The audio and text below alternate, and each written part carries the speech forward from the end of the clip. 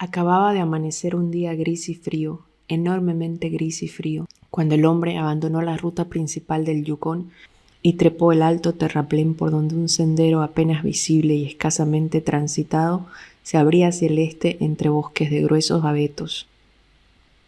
La ladera era muy pronunciada y al llegar a la cumbre el hombre se detuvo a cobrar aliento, disculpándose a sí mismo el descanso con el pretexto de mirar su reloj. Eran las 9 en punto. Aunque no había en el cielo una sola nube, no se veía el sol ni se vislumbraba siquiera su destello. Era un día despejado y, sin embargo, cubría la superficie de las cosas una especie de manto intangible, una melancolía sutil que oscurecía el ambiente y se debía a la ausencia de sol. El hecho no le preocupaba, estaba hecho a la ausencia de sol. Habían pasado ya muchos días desde que lo había visto por última vez, y sabía que habían de pasar muchos más antes de que su órbita alentadora asomara fugazmente por el horizonte para ocultarse prontamente a su vista en dirección al sur. Echó una mirada atrás al camino que había recorrido. El Yukón, de 1 milla de anchura, yacía oculto bajo una capa de 3 pies de hielo, sobre la que se habían acumulado otros tantos pies de nieve. Era un manto de un blanco inmaculado y que formaba suaves ondulaciones. Hasta donde alcanzaba su vista se extendía la blancura ininterrumpida, a excepción de una línea oscura que, partiendo de una isla cubierta de abetos, se curvaba y retorcía en dirección al sur, y se curvaba y retorcía de nuevo en dirección al norte, donde desaparecía tras otra isla igualmente cubierta de abetos. Esa línea oscura era el camino, la ruta principal que se prolongaba a lo largo de 500 millas, hasta llegar al paso de Chilkoot, a Daye, y el agua salada en dirección sur y en dirección al norte 60 millas hasta Dawson, 1000 millas hasta Nulato y 1500 más después para morir en Saint Michael, a orillas del mar de Bering. Pero todo aquello, la línea fina, prolongada y misteriosa, la ausencia del sol en el cielo, el inmenso frío y la luz extraña y sombría que dominaba todo, no le produjo al hombre ninguna impresión. No es que estuviera muy acostumbrado a ello, era un recién llegado a esas tierras, un chechacuo, y aquel era su primer invierno. Lo que le pasaba es que carecía de imaginación, era rápido y agudo para las cosas de la vida, pero solo para las cosas y no para calar en los significados de las cosas. 50 grados bajo cero significaban unos 80 grados bajo el punto de congelación. El hecho se traducía en un frío desagradable y eso era todo. No lo inducía a meditar sobre la susceptibilidad de la criatura humana a las bajas temperaturas, ni sobre la fragilidad general del hombre, capaz solo de vivir dentro de unos límites estrechos de frío y de calor, ni lo llevaba tampoco a perderse en conjeturas acerca de la inmortalidad o de la función que cumple el ser humano en el universo. 50 grados bajo cero significaban para él la quemadura del hielo que provocaba dolor y de la que había que protegerse por medio de manoplas, orejeras, mocasines y calcetines de lana. 50 grados bajo cero se reducían para él a eso, a 50 grados bajo cero. Que pudieran significar algo más era una idea que no hallaba cabida en su mente. Al volverse para continuar su camino, escupió meditabundo en el suelo. Un chasquido seco, semejante a un estallido, lo sobresaltó. Escupió de nuevo, y de nuevo crujió la saliva en el aire antes de que pudiera llegar al suelo. El hombre sabía que a 50 grados bajo cero la saliva cruje al tocar la nieve, pero en este caso había crujido en el aire. Indudablemente la temperatura era aún más baja, pero no importaba. Se dirigía al campamento del ramal izquierdo del arroyo Henderson, donde lo esperaban sus compañeros. Ellos habían llegado allí desde la región del arroyo Indio, atravesando la línea divisoria mientras él iba dando un rodeo para estudiar la posibilidad de extraer madera de las islas del Yukón la próxima primavera. Llegaría al campamento a las 6 en punto. Para entonces ya habría oscurecido, era cierto, pero los muchachos que ya se hallarían allí habrían encendido una hoguera y la cena estaría preparada y aguardándolo. En cuanto al almuerzo, palpó con la mano el bulto que sobresalía bajo la chaqueta, lo sintió bajo la camisa envuelto en un pañuelo, en contacto con la piel desnuda. Aquel era el único modo de evitar que se congelara. Se sonrió ante el recuerdo de aquellas galletas empapadas en grasas de cerdo que encerraban sendas lonchas de tocino frito. Se introdujo entre los gruesos abetos. El sendero era apenas visible. Había caído al menos un pie de nieve desde que pasara el último trineo. Se alegró de viajar a pie y ligero de equipaje. De hecho, no llevaba más que el almuerzo envuelto en el pañuelo. Le sorprendió sin embargo la intensidad del frío. Sí, realmente hacía frío, se dijo, mientras se frotaba la nariz y las mejillas insensibles con la mano enfundada en una manopla. Era un hombre velludo, pero el vello de la cara no lo protegía de las bajas temperaturas, ni los altos pómulos, ni la nariz ávida que se hundía agresiva en el aire helado. Pegado a sus talones trotaba un perro esquimal, el clásico perro lobo, de color gris y de temperamento muy semejante al de su hermano el lobo salvaje. El animal avanzaba abrumado por el tremendo frío. Sabía que aquel no era un día para viajar. Su instinto le decía más que el raciocinio al hombre a quien acompañaba. Lo cierto es que la temperatura no era de 50 grados, ni siquiera de poco menos de 50, era de 60 grados bajo cero, y más tarde era de 75 grados bajo cero. Teniendo en cuenta que el punto de congelación es 32 sobre cero, eso significaba 107 grados bajo el punto de congelación. El perro no sabía nada de termómetros. Posiblemente su cerebro no tenía siquiera una conciencia clara del frío como puede tener el cerebro humano, pero el animal tenía instinto. Experimentaba un temor vago y amenazador que lo subyugaba, que lo hacía arrastrarse pegado a los talones del hombre y que lo inducía a cuestionarse todo movimiento inusitado de éste, como esperando que llegara al campamento, que buscara refugio en algún lugar y encendiera una hoguera. El perro había aprendido lo que era el fuego y lo deseaba, y si no el fuego, al menos hundirse en la nieve y acurrucarse a su calor huyendo del aire. La humedad helada de su respiración cubría sus lanas de una fina escarcha, especialmente allí donde el morro y los bigotes blanqueaban bajo el aliento cristalizado. La barba rojiza y los bigotes del hombre estaban igualmente helados, pero de un modo más sólido. En él la escarcha se había convertido en hielo y aumentaba con cada exhalación. El hombre mascaba tabaco y aquella mordaza helada mantenía sus labios tan rígidos que cuando escupía el jugo no podía limpiarse la barbilla. El resultado era una barba de cristal del color y la solidez del ámbar que crecía constantemente y que si cayera al suelo se rompería como el cristal en pequeños fragmentos. Pero al hombre no parecía importarle aquel apéndice a su persona. Era el castigo que los aficionados a mascar tabaco habían de sufrir en esas regiones, y él no lo ignoraba, pues había ya salido 2 veces anteriormente en días de intenso frío. No tanto como en esta ocasión, eso lo sabía, pero el termómetro en 60 millas había marcado en una ocasión 50 grados y hasta 55 grados bajo cero. Anduvo varias millas entre los abetos, cruzó una ancha llanura cubierta de matorrales achaparrados y descendió un terraplén hasta llegar al cauce helado de un riachuelo. Aquel era el arroyo Henderson. Se hallaba a 10 millas de la bifurcación. Miró la hora, eran las 10. Recorría unas 4 millas por hora y calculó que llegaría a ese punto a las 12:30. Decidió que celebraría el hecho almorzando allí mismo. Cuando el hombre reanudó su camino con paso inseguro siguiendo el cauce del río, el perro se pegó de nuevo a sus talones, mostrando su desilusión con el caer del rabo entre las patas. La vieja ruta era claramente visible, pero unas 12 pulgadas de nieve cubrían las huellas del último trineo. Ni un solo ser humano había recorrido en más de un mes el cauce de aquel arroyo silencioso. El hombre siguió adelante a marcha regular. No era muy dado a la meditación, y en aquel momento no se le ocurría nada en qué pensar excepto que comería en la bifurcación y que a las 6 de la tarde estaría en el campamento con los compañeros. No tenía nadie con quien hablar, y aunque lo hubiera tenido, le habría sido imposible hacerlo debido a la mordaza que inmovilizaba los labios. Así que siguió adelante, mascando tabaco monótonamente y alargando poco a poco su barba de ámbar. De vez en cuando se reiteraba en su mente la idea de que hacía mucho frío y que nunca había experimentado temperaturas semejantes. Conforme avanzaba en su camino se frotaba las mejillas y la nariz con el dorso de una mano enfundada en una manopla. Lo hacía automáticamente, alternando la derecha con la izquierda.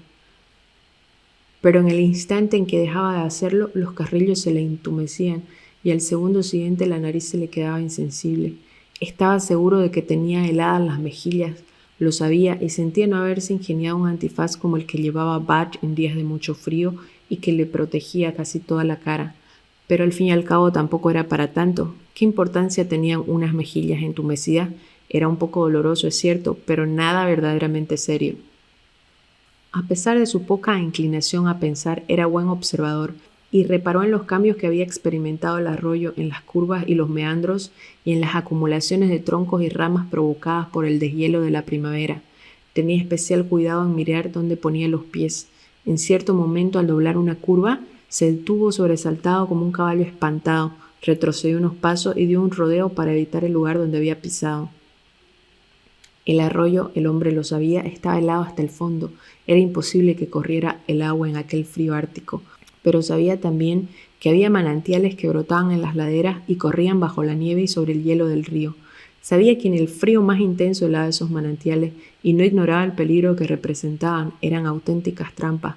Ocultaban bajo la nieve verdaderas lagunas de una profundidad que oscilaba entre 3 pulgadas y 3 pies de agua. En ocasiones estaban cubiertas por una fina capa de hielo de un grosor de media pulgada oculta a su vez por un manto de nieve. Otras veces alternaban las capas de agua y de hielo, de modo que si el caminante rompía la primera, continuaba rompiendo sucesivas capas con peligro de hundirse en el agua en ocasiones hasta la cintura. Por eso había retrocedido con pánico. Había notado cómo cedía el suelo bajo su pisada y había oído el crujido de una fina capa de hielo oculta bajo la nieve. Mojarse los pies en aquella temperatura era peligroso. En el mejor de los casos representaba un retraso, pues lo obligaría a detenerse y hacer una hoguera, al calor de la cual calentarse los pies y secar sus mocasines y calcetines de lana. Se detuvo a estudiar el cauce del río y decidió que la corriente de agua venía de la derecha. Reflexionó unos instantes sin dejar de frotarse las mejillas y la nariz y luego dio un pequeño rodeo por la izquierda pisando con cautela y asegurándose cuidadosamente de dónde ponía los pies. Una vez pasado el peligro, se metió en la boca una nueva porción de tabaco y reemprendió su camino. En el curso de las 2 horas siguientes tropezó con varias trampas semejantes. Generalmente la nieve acumulada sobre las lagunas ocultas tenía un aspecto glaseado que advertía el peligro. En una ocasión, sin embargo, estuvo a punto de sucumbir, pero se detuvo a tiempo y quiso obligar al perro a que caminara ante él. El perro no quiso adelantarse, se resistió hasta que el hombre se vio obligado a empujarlo y solo entonces se adentró apresuradamente en la superficie blanca y lisa. De pronto el suelo se hundió bajo sus patas. El perro se ladeó y buscó terreno más seguro. Se había mojado las patas delanteras y casi inmediatamente el agua adherida a ellas se había convertido en hielo. Sin perder un segundo se aplicó a lamerse las pezuñas y luego se tendió en el suelo y comenzó a arrancar a mordiscos el hielo que se había formado entre los dedos. Así lo dictaba su instinto. Permitir que el hielo continuara allí acumulado significaba dolor. Él no lo sabía, simplemente obedecía a un impulso misterioso que surgía de las criptas más profundas de su ser. Pero el hombre sí lo sabía porque su juicio le había ayudado a comprenderlo, y por eso se quitó la manopla de la mano derecha y ayudó al perro a quitarse las partículas de hielo. Se asombró al darse cuenta de que no había dejado los dedos al descubierto más de un minuto y ya los tenía entumecidos. Sí, señor, hacía frío. Se volvió a enfundar la manopla a toda prisa y se golpeó la mano con fuerza contra el pecho. A las 12 la claridad era mayor, pero el sol había descendido demasiado hacia el sur en su viaje invernal como para poder asomarse sobre el horizonte. La tierra se interponía entre él y el arroyo Henderson, donde el hombre caminaba bajo un cielo despejado sin proyectar sombra alguna. A las 2:30 en punto llegó a la bifurcación. Estaba contento de la marcha que llevaba. Si seguía así, a las 6 estaría con sus compañeros. Se desabrochó la chaqueta y la camisa y sacó el almuerzo. La acción no le llevó más de un cuarto de minuto y sin embargo notó que la insensibilidad huía de sus dedos. No volvió a ponerse la manopla. Esta vez se limitó a sacudirse los dedos contra el muslo una docena de veces. Luego se sentó sobre un tronco helado a comerse su almuerzo. El dolor que le había provocado sacudirse los dedos contra las piernas se desvaneció tan pronto que se sorprendió. No había mordido siquiera la primera galleta. Volvió a sacudir los dedos repetidamente y esta vez los enfundó en la manopla, descubriendo en cambio la mano izquierda. Trató de hincar los dientes en la galleta, pero la mordaza de hielo le impidió abrir la boca. Se había olvidado de hacer una hoguera para derretirla. Se rió de su descuido y mientras se reía notó que los dedos que había dejado a la intemperie se le habían quedado entumecidos. Sintió también que las punzadas que había sentido en los pies al sentarse se hacían cada vez más tenues. Se preguntó si sería porque los pies se habían calentado o porque habían perdido sensibilidad. Trató de mover los dedos de los pies dentro de los mocasines y comprobó que los tenía entumecidos. Se puso la manopla apresuradamente y se levantó. Estaba un poco asustado. Dio una serie de patadas contra el suelo hasta que volvió a sentir las punzadas de nuevo. Sí, señor, hacía frío, pensó. Aquel hombre del arroyo del sulfuro había tenido razón al decir que en aquella región el frío podría ser estremecedor. Y pensar que cuando se lo dijo él se había reído, no había vuelta a quedarle, hacía un frío de mil demonios. Paseó de arriba a abajo dando fuertes patadas en el suelo y frotándose los brazos con las manos hasta que volvió a calentarse. Sacó entonces los fósforos y comenzó a preparar una hoguera. En el nivel más bajo de un arbusto cercano encontró un depósito de ramas acumuladas por el deshielo la primavera anterior. Estaban completamente secas y se avenían perfectamente a sus propósitos. Añadiendo ramas poco a poco a las primeras llamas, logró hacer una hoguera perfecta. A su calor se derritió la mordaza de hielo y pudo comerse las galletas. De momento había logrado vencer al frío del exterior. El perro se solazó al fuego y se tendió sobre la nieve a la distancia precisa para poder calentarse sin peligro de quemarse. Cuando el hombre terminó de comer, llenó su pipa y fumó sin apresurarse. Luego se puso las manoplas, se ajustó las orejeras y comenzó a caminar siguiendo la orilla izquierda del arroyo. El perro desilusionado se resistía a abandonar el fuego. Aquel hombre no sabía lo que hacía. Probablemente sus antepasados ignoraban lo que era el frío, el auténtico frío, el que llegaba a los 170 grados bajo el punto de congelación. Pero el perro sí sabía, sus antepasados lo habían experimentado y él había heredado su sabiduría. Él sabía que no era bueno ni sensato echarse al camino con aquel frío salvaje. Con ese tiempo, lo mejor era acurrucarse en un agujero en la nieve y esperar a que una cortina de nubes ocultara el rostro del espacio exterior de donde procedía el frío. Pero entre el hombre y el perro no había una auténtica compenetración. El uno era siervo del otro y las únicas caricias que había recibido eran las del látigo y los sonidos sordos y amenazadores que las precedían. Por eso el perro no hizo el menor esfuerzo por comunicar al hombre sus temores. Su suerte no le preocupaba. Si se resistía a abandonar la hoguera era exclusivamente por sí mismo. Pero el hombre silbó y le habló con el lenguaje del látigo y el perro se apegó a sus talones y lo siguió. El hombre se metió en la boca una nueva porción de tabaco y dio comienzo a otra barba de ámbar. Pronto su aliento húmedo le cubrió de un polvo blanco el bigote, las cejas y las pestañas. No había muchos manantiales en la orilla izquierda del Henderson, y durante media hora caminó sin hallar ninguna dificultad, pero de pronto sucedió. En un lugar donde nada advertía del peligro, donde la blancura ininterrumpida de la nieve parecía ocultar una superficie sólida, el hombre se hundió. No fue mucho, pero antes de lograr ponerse de pie en terreno firme se había mojado hasta la rodilla. Se enfureció y maldijo en voz alta su suerte.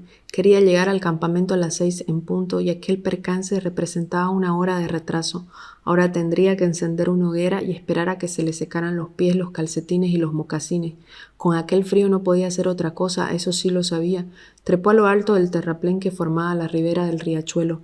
En la cima, entre las ramas más bajas de varios abetos enanos, encontró un depósito de leña seca hecha de troncos y ramas principalmente, pero también de algunas ramillas de menor tamaño y de briznas de hierba del año anterior. Arrojó sobre la nieve los troncos más grandes con objeto de que sirvieran de base para la hoguera e impidieran que se derritiera la nieve y se hundiera en ella la llama que logró obtener arrimando una cerilla a un trozo de corteza de abedul que se había sacado del bolsillo. La corteza de abedul ardía con más facilidad que el papel. Tras colocar la corteza sobre la base de troncos, comenzó a alimentar la llama con las briznas de hierba seca y las ramas de menor tamaño. Trabajó lentamente y con cautela, sabedor del peligro que corría. Poco a poco, conforme la llama se fortalecía, fue aumentando el tamaño de las ramas que a ella añadía. Decidió ponerse en cuclillas sobre la nieve para poder sacar la madera de entre las ramas de los abetos y aplicarla directamente al fuego. Sabía que no podía permitirse un solo fallo. A 65 grados bajo cero y con los pies mojados no se podía fracasar en el primer intento de hacer una hoguera. Con los pies secos siempre se puede correr media milla para restablecer la circulación de la sangre, pero a 75 bajo cero es totalmente imposible hacer circular la sangre por unos pies mojados. Cuanto más se corre, más se hielan los pies. Esto el hombre lo sabía. El veterano del arroyo del sulfuro se lo había dicho el otoño anterior y ahora se daba cuenta de que había tenido razón. Ya no sentía los pies. Para hacer la hoguera había tenido que quitarse las manoplas y los dedos se le habían entumecido también. El andar a razón de 4 millas por hora había mantenido bien regadas de sangre la superficie del tronco y las extremidades. Pero en el instante en que se había detenido, su corazón había aminorado la marcha. El frío castigaba sin piedad en aquel extremo inerme de la tierra, y el hombre, por hallarse en aquel lugar, era víctima del castigo en todo su rigor. La sangre de su cuerpo retrocedía ante aquella temperatura extrema. La sangre estaba viva como el perro y como el perro quería ocultarse, ponerse al abrigo de aquel frío implacable. Mientras el hombre andaba a 4 millas por hora, obligaba a la sangre a circular hasta la superficie, pero ahora ésta, aprovechando su inacción, se retraía y se hundía en los recovecos más profundos de su cuerpo. Las extremidades fueron las primeras que notaron los efectos de su ausencia. Los pies mojados se helaron, mientras que los dedos expuestos a la intemperie perdieron sensibilidad, aunque aún no habían empezado a congelarse. La nariz y las mejillas estaban entumecidas y la piel del cuerpo se enfriaba conforme la sangre se retiraba. Pero el hombre estaba a salvo. El hielo solo le afectaría los dedos de los pies y la nariz porque el fuego comenzaba ya a cobrar fuerza. Lo alimentaba ahora con ramas del grueso de un dedo. Un minuto más y podría arrojar a él troncos del grosor de su muñeca. Entonces se quitaría los mocasines y los calcetines y mientras se secaban acercaría a las llamas los pies desnudos, no sin antes frotarlos naturalmente con un puñado de nieve. La hoguera era un completo éxito, estaba salvado. Recordó el consejo del veterano del arroyo sulfuro y sonrió. El anciano había enunciado con toda seriedad la ley según la cual por debajo de 50 grados bajo cero no se debe viajar solo por la región del Klondike. Pues bien, allí estaba él. Había sufrido el accidente más temido, iba solo y sin embargo se había salvado. Abuelos veteranos, pensó, eran bastante cobardes, al menos algunos de ellos. Mientras no se perdiera la cabeza no había nada que temer. Se podía viajar solo con tal de que se fuera hombre de veras. Aún así era asombrosa la velocidad a que se helaban la nariz y las mejillas. Nunca había sospechado que los dedos pudieran quedar sin vida en tan poco tiempo, y sin vida se hallaban los suyos porque apenas podía unirlos para coger una rama, y los sentía lejos, muy lejos de su cuerpo. Cuando trataba de coger una rama, tenía que mirar para asegurarse con la vista de que había logrado su propósito. Entre su cerebro y las yemas de sus dedos quedaba escaso contacto. Pero aquello no importaba gran cosa. Allí estaba la hoguera, crujiendo y chisporroteando y prometiendo vida con cada llama retozona. Trató de quitarse los mocasines, estaban cubiertos de hielo. Los gruesos calcetines alemanes se habían convertido en láminas de hierro que llegaban hasta media pantorrilla. Los cordones de los mocasines eran cables de acero anudados y enredados en extraña confabulación. Durante unos momentos trató de deshacerse los nudos con los dedos. Luego, dándose cuenta de la inutilidad del esfuerzo, sacó su cuchillo. Pero antes de que pudiera cortar los cordones ocurrió la tragedia. Fue culpa suya, o mejor dicho, consecuencia de su error. No debió hacer la hoguera bajo las ramas del abeto, debió hacerla en un claro, pero le había resultado más sencillo recoger el material de entre las ramas y arrojarlo directamente al fuego. El árbol bajo el que se hallaba estaba cubierto de nieve, el viento no había soplado en varias semanas y las ramas estaban excesivamente cargadas. Cada brizna de hierba, cada rama que cogía, comunicaba al árbol una leve agitación, imperceptible a su entender, pero suficiente para provocar el desastre. En lo más alto del árbol, una rama volcó su carga de nieve sobre las ramas inferiores y el impacto multiplicó el proceso hasta acumularse toda la nieve del árbol sobre las ramas más bajas. La nieve creció como una avalancha y cayó sin previo aviso sobre el hombre y sobre la hoguera. El fuego se apagó. Donde pocos momentos antes había crepitado, no quedaba más que un desordenado montón de nieve fresca. El hombre quedó estupefacto. Fue como si hubiera oído su sentencia de muerte. Durante unos instantes se quedó sentado mirando hacia el lugar donde segundos antes ardiera un alegre fuego. Después se tranquilizó. Quizá el veterano del arroyo del sulfuro había tenido razón. Si tuviera un compañero de viaje, ahora no correría peligro. Su compañero podría haber encendido el fuego, pero de este modo solo él podía encender otra hoguera y esta segunda vez un fallo sería mortal. Aun si lo lograba, lo más seguro era que perdería para siempre parte de los dedos de los pies. Debía tenerlos congelados ya y aún tardaría en encender un fuego. Estos fueron sus pensamientos, pero no se sentó a meditar sobre ello. Mientras merodeaban por su mente, no dejó de afanarse en su tarea. Hizo una nueva base para la hoguera, esta vez en campo abierto, donde ningún árbol traidor pudiera sofocarla. Reunió luego un haz de ramillas y hierbas secas acumuladas por el deshielo. No podía cogerlas con los dedos, pero sí podía levantarlas con ambas manos en montón. De esta forma cogía muchas ramas podridas y un moco verde que podría perjudicar al fuego, pero no podía hacerlo mejor. Trabajó metódicamente, incluso dejó en reserva un montón de ramas más gruesas para utilizarlas como combustible una vez que el fuego hubiera cobrado fuerza.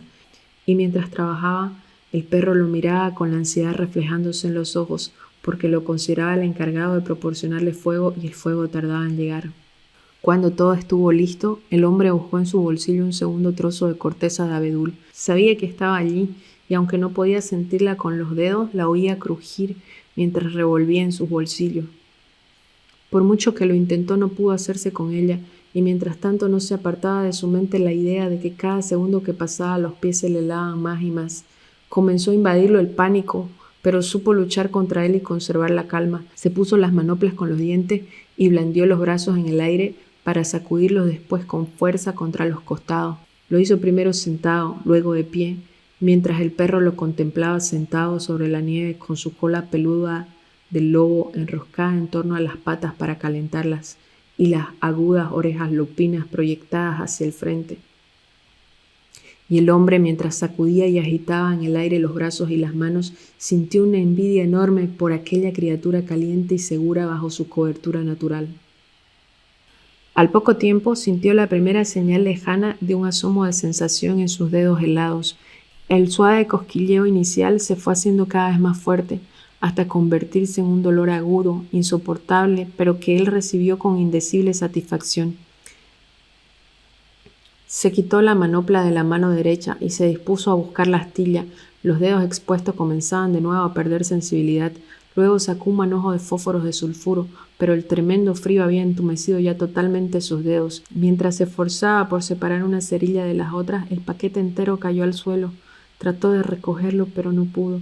Los dedos muertos no podían ni tocar ni coger. Ejecutaba cada acción con una inmensa cautela.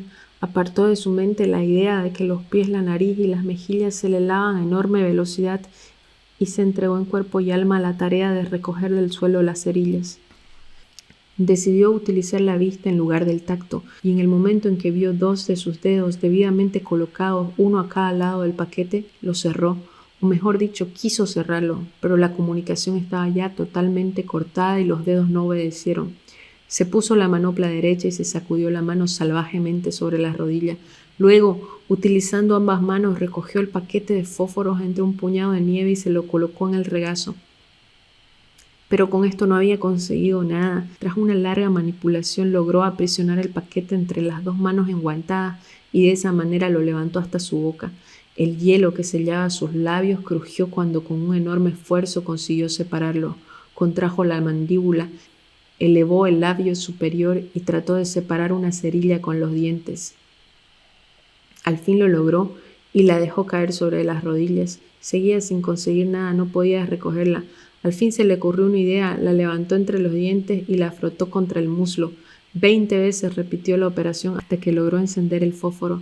Sosteniéndolo aún entre los dientes, lo acercó a la corteza de abedul, pero el vapor del azufre le llegó a los pulmones y le causó una tos espasmódica.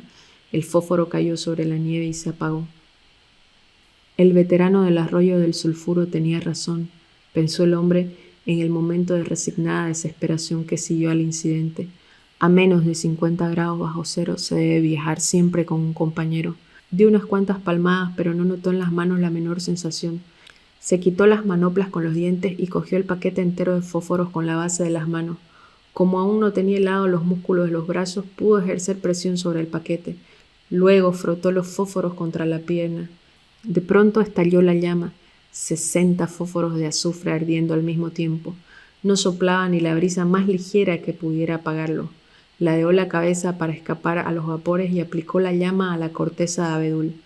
Mientras lo hacía notó una extraña sensación en la mano, la carne se le quemaba, a su olfato llegó el olor y allá adentro bajo la superficie lo sintió. La sensación se fue intensificando hasta convertirse en un dolor agudo y aún así lo soportó manteniendo torpemente la llama contra la corteza que no se encendía porque sus manos se interponían absorbiendo la mayor parte del fuego. Al final, cuando no pudo aguantar más, abrió las manos de golpe. Los fósforos cayeron chisporroteando sobre la nieve, pero la corteza de abedul estaba encendida. Comenzó a acumular sobre la llama ramas y briznas de hierba. No podía seleccionar porque la única forma de transportar el combustible era utilizando la base de las manos. A las ramas iban adheridos fragmentos de madera podrida y de un musgo verde que arrancó como pudo con los dientes. Cuidó la llama con mimo y con torpeza. Esa llama significaba la vida y no podía perecer. La sangre se retiró de la superficie de su cuerpo y el hombre comenzó a tiritar y a moverse desarticuladamente. Un montoncillo de musgo verde cayó sobre la llama. Trató de apartarlo, pero el temblor de los dedos desbarató el núcleo de la hoguera. Las ramillas se disgregaron. Quiso reunirlas de nuevo, pero a pesar del enorme esfuerzo que hizo por conseguirlo, el temblor de sus manos se impuso y las ramas se disgregaron entre medio. Cada una de ellas elevó en el aire una pequeña columna de humo y se apagó. El hombre, el encargado de proporcionar el fuego, había fracasado. Mientras miraba apáticamente en torno suyo, su mirada recayó en el perro que, sentado frente a él, al otro lado de los restos de la hoguera, se movía con impaciencia, levantando primero una pata, luego la otra y pasando de una a otra el peso de su cuerpo. Al ver al animal, se le ocurrió una idea descabellada. Recordó haber oído la historia de un hombre que, sorprendido por una tormenta de nieve, había matado a un novillo, lo había abierto en canal y había logrado sobrevivir introduciéndose en su cuerpo. Mataría al perro e introduciría sus manos en el cuerpo caliente hasta que la insensibilidad desapareciera. Después encendería otra hoguera. Llamó al perro, pero el tono atemorizado de su voz asustó al animal, que nunca lo había oído hablar de forma semejante. Algo extraño ocurría, y su naturaleza desconfiada olfateaba el peligro. No sabía de qué se trataba, pero en algún lugar de su cerebro el temor se despertó. Agachó las orejas y redobló sus movimientos inquietos, pero no acudió a la llamada. El hombre se puso de rodillas y se acercó a él. Su postura inusitada despertó aún mayores sospechas en el perro, que se hizo a un lado atemorizado. El hombre se sentó en la nieve unos momentos y luchó por conservar la calma. Luego se puso las manoplas con los dientes y se levantó. Tuvo que mirar al suelo primero para asegurarse de que se había levantado, porque la ausencia de sensibilidad en los pies le había hecho perder contacto con la tierra. Al verle en posición erecta, el perro dejó de dudar, y cuando el hombre volvió a hablarle en tono autoritario con el sonido del látigo en la voz, volvió a su servilismo acostumbrado y lo obedeció. En el momento en que llegaba a su lado, el hombre perdió el control. Extendió los brazos hacia él y comprobó con auténtica sorpresa que las manos no se cerraban, que no podía doblar los dedos ni notaba la menor sensación. Había olvidado que estaban ya helados y que el proceso se agravaba por momentos.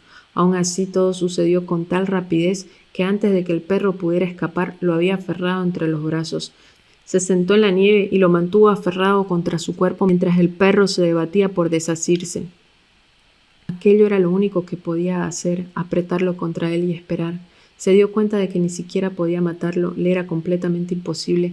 Con las manos heladas no podía ni empuñar el cuchillo ni asfixiar al animal. Al fin lo soltó y el perro escapó con el rabo entre las patas sin dejar de gruñir. Se detuvo a unos 40 pies de distancia y desde allí estudió al hombre con curiosidad, con las orejas enhiestas y proyectadas hacia el frente. El hombre se buscó las manos con la mirada y las halló colgando de los extremos de sus brazos. Le pareció extraño tener que utilizar la vista para encontrarlas. Volvió a blandir los brazos en el aire, golpeándose las manos enguantadas contra los costados. Los agitó durante 5 minutos con violencia inusitada y de este modo logró que el corazón lanzara a la superficie de su cuerpo la sangre suficiente para que dejara de tiritar. Pero seguía sin sentir las manos, tenía la impresión de que le colgaban como peso muerto al final de los brazos, pero cuando quería localizar esa impresión, no la encontraba. Comenzó a invadir el miedo a la muerte, un miedo sordo y tenebroso.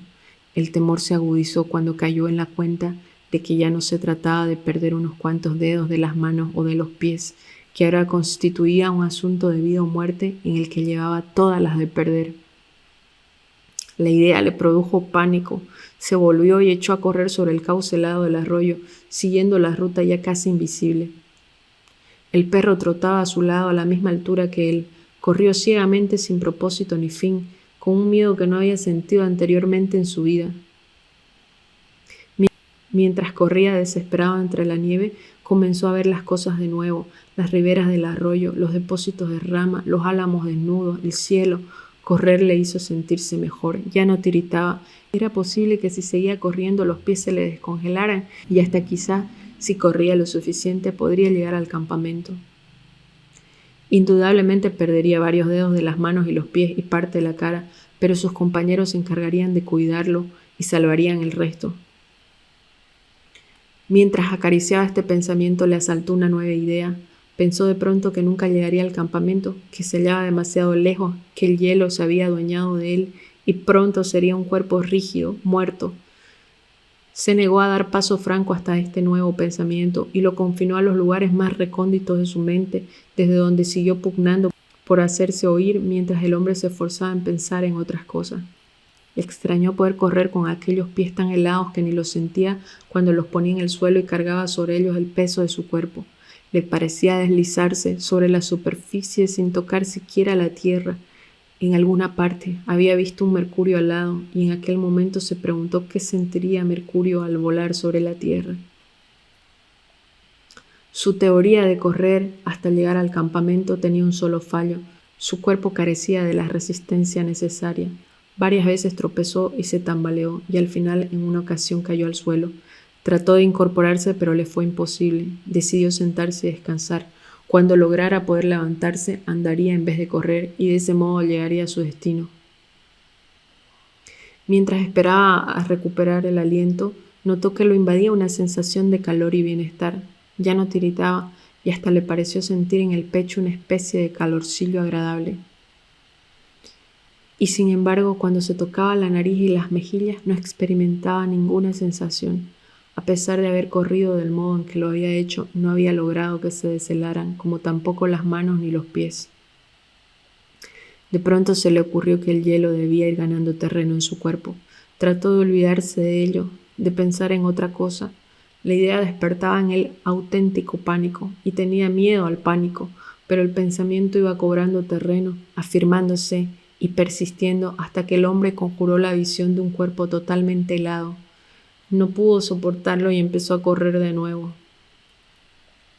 Y siempre que corría el perro lo seguía pegado a sus talones. Cuando el hombre se cayó por segunda vez, el animal se detuvo, reposó el rabo sobre las patas delanteras y se sentó a mirarlo con fijeza extraña. El calor y la seguridad de que disfrutaba enojaron al hombre de tal modo que lo insultó hasta que el animal agachó las orejas con gesto contemporizador. Esta vez el temblor invadió al hombre con mayor rapidez. Perdía la batalla contra el hielo que atacaba por todos los flancos a la vez. El temor lo hizo correr de nuevo, pero no pudo sostenerse en pie más de un centenar de pies. Tropezó y cayó de bruces sobre la nieve. Aquella fue la última vez que sintió el pánico. Cuando recuperó el aliento y se dominó, comenzó a pensar en recibir la muerte con dignidad. La idea, sin embargo, no se le presentó de entrada en esos términos. Pensó primero que había perdido el tiempo al correr como corre la gallina con la cabeza cortada. Aquel fue el símil que primero se le ocurrió. Si tenía que morir de frío, al menos lo haría con cierta decencia, y con esa paz recién estrenada llegaron los primeros síntomas de sopor. Qué buena idea, pensó, morir durante el sueño, como si le hubieran dado anestesia. El frío no era tan terrible como la gente creía, había peores formas de morir. Se imaginó el momento en que los compañeros lo encontrarían al día siguiente. Se vio avanzando junto a ellos en busca de su propio cuerpo. Surgía con sus compañeros de una revuelta del camino y hallaba su cadáver sobre la nieve. Ya no era parte de sí mismo, había escapado de su envoltura carnal y junto con sus amigos se miraba a sí mismo muerto sobre el hielo. Sí, la verdad es que hacía frío, pensó. Cuando volviera a su país le contaría a su familia y a sus conocidos lo que era aquello. Recordó luego al anciano del arroyo del sulfuro. Lo veía claramente con los ojos de la imaginación, cómodamente sentado al calor del fuego mientras fumaba su pipa. Tenías razón, viejo zorro, tenías razón, susurró quedamente el hombre al veterano del arroyo del sulfuro. Y después se hundió en lo que pareció el sueño más tranquilo y reparador que había disfrutado jamás. Sentado frente a él, esperaba al perro. El breve día llegó a su fin con un crepúsculo lento y prolongado. Nada indicaba que se preparara una hoguera. Nunca había visto el perro sentarse un hombre así sobre la nieve sin aplicarse antes a la tarea de encender un fuego. Conforme el crepúsculo se fue apagando, fue dominándolo el ansia de calor, y mientras alzaba las patas una tras otra, comenzó a gruñir suavemente, al tiempo que agachaba las orejas en espera del castigo del hombre. Pero el hombre no se movió. Más tarde el perro gruñó más fuerte, y aún más tarde se acercó al hombre hasta que olfateó la muerte. Se guió de un salto y retrocedió. Durante unos segundos permaneció inmóvil, aullando bajo las estrellas que brillaban, brincaban y bailaban en el cielo gélido. Luego se volvió y avanzó por la ruta a un trote ligero, hacia un campamento que él conocía, donde estaban los otros proveedores de alimento y proveedores de fuego.